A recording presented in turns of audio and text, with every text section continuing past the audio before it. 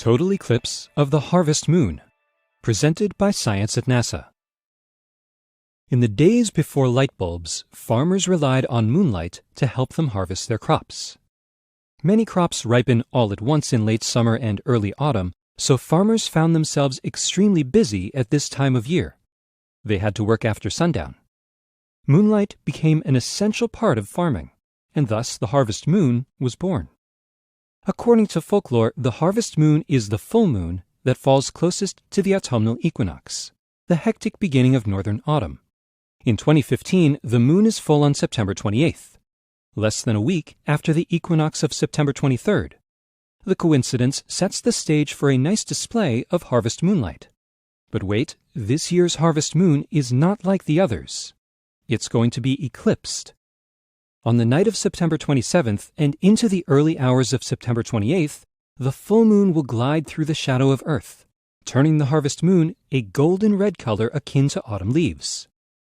The action begins at 9:07 p.m. Eastern Time on the evening of September 27th, when the edge of the moon first enters the amber core of Earth's shadow. For the next 3 hours and 18 minutes, Earth's shadow will move across the lunar disk. Totality begins at 10:11 p.m. Eastern Time. That's when the moon is completely enveloped by the shadow of our planet. Totality lasts for an hour and 12 minutes, so there is plenty of time to soak up the suddenly red moonlight. The reason the moon turns red may be found on the surface of the moon itself. Using your imagination, fly to the moon and stand inside a dusty lunar crater. Look up. Overhead hangs Earth, night side facing you, completely hiding the sun behind it. The eclipse is underway.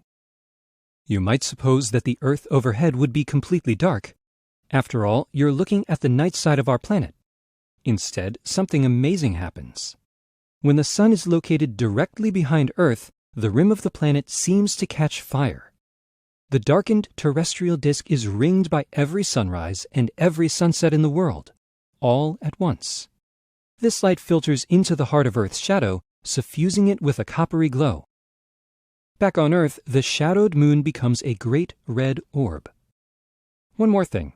The full moon of September 28th occurs near the perigee of the moon's orbit. That is, the point closest to Earth. This makes the harvest moon a supermoon. The super harvest moon eclipse will be visible from the Americas, Europe, and Africa. It brings an end to a remarkable series of 4 consecutive total lunar eclipses visible from North America, a so-called tetrad. Perhaps the heavens have saved the best for last. If you live in the eclipse zone, mark your calendar for September 27th to 28th and enjoy the show. For more beautiful sights in the night sky, stay tuned to science.nasa.gov.